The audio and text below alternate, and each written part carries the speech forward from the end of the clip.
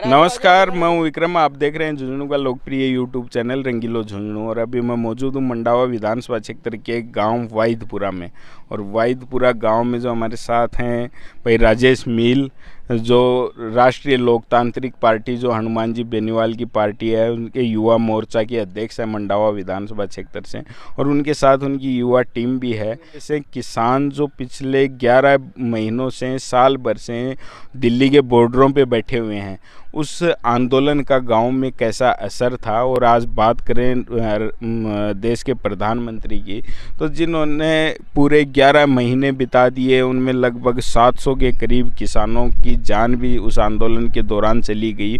और उनकी जो मांगे थी उनको नरेंद्र मोदी ने अब आखिर में मान भी लिया। लेकिन सवाल सबसे बड़ा ये है कि अगर जब मांगे माननी थी, देश से माफ़ी मांगनी थी, तो फिर 11 महीने क्यों बिताए। और अगर ये बात प्रधानमंत्री को लगती थी कि कानून गलत हैं, तो पहले क्यों नहीं मान लिया गया। या फिर ये जो उत्तर प्रदेश का सामने विधानसभा चुनाव आ रहा है, उसको देख के ये चीज़ें की गई। ये चीज़ें तो चुनाव को देखते हुए की गई हैं। और नरेंद्र मोदी को ऐसे पता नहीं था कि किसान ऐसे इतने किसान इकट्ठे हो जाएंगे, ऐसे धरना प्रदर्शन हमेशा चलता रहेगा। इस डर से ही उन्होंने कर लिया। उनको पता चल गया कि लास्ट में एक फैसला वापस लेना ही पड़ेगा। राजस्थान में जैसे अभी पिछले दिनों एक घोषणा हुई है कि जो बिजली के बिल आ रहे हैं उसमें प्रति यूनिट 33 पैसे और फ्यूल सरचार्ज के नाम पे बढ़ा दिए गए हैं। किस तरीके से देख सकते?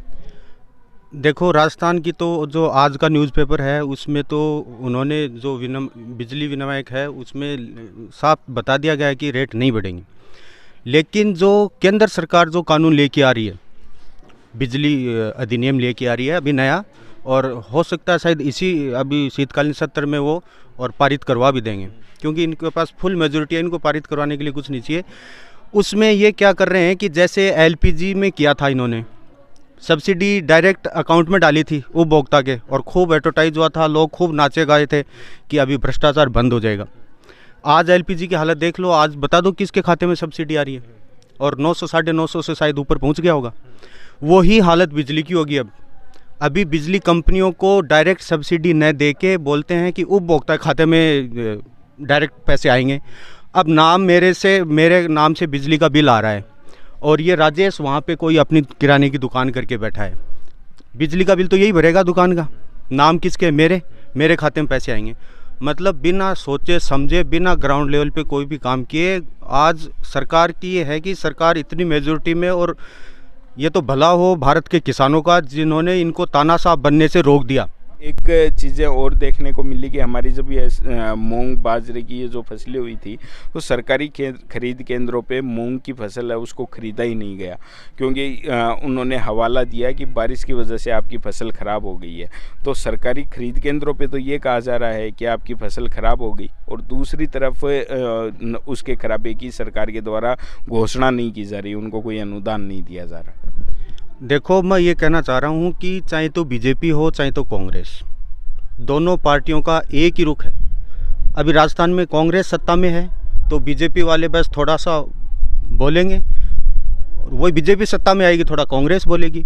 जैसे हमारे पार्टी के राष्ट्रीय संयोजक हनुमान बेनीवाल जी कहते हैं कि दोनों मिले हुए हैं।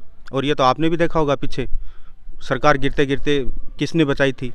रही बात किसानों की, तो किसानों की हालत तो इस बार ये है, मैं तो अपने गांव की बता दूं, दूसरी जगह तो मैं सर्वे करने नहीं गया, आप तो जाते हो, कि जिस किसान ने अगर 20-25 हज़ार रुपये, देखो नॉर्मल लगा देता है, मैं जो ग्राउंड की बात है वो बताता हूँ। एक जो 25-30 बीघा खेत में 20-25 हज़ार रुपये उसके लग जाते हैं, बुआई के, जुताई के, बीज भाड़े के, सब के, उसको 5,000 रुपये भी नहीं मिल रहे हैं अभी। ये तीसरा मोर्चा जब हम खड़ा करने के लिए जो प्रयास कर रहे हैं अपना राष्ट्रीय लोकतांत्रिक पार्टी का, तो अभी ये शुरुआत होगी।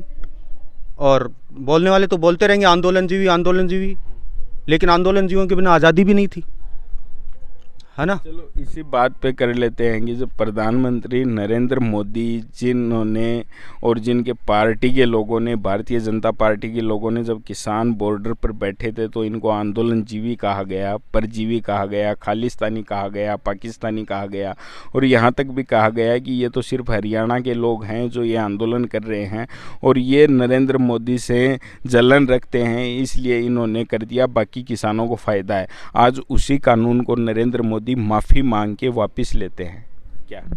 तो कानून तो लेने पड़ेंगे। कानूनों में व्यवस्था ही ऐसी कर दी, किसान के पक्ष में भी कर दिया, लेकिन लास्ट में उसका निर्णय ये कर दिया।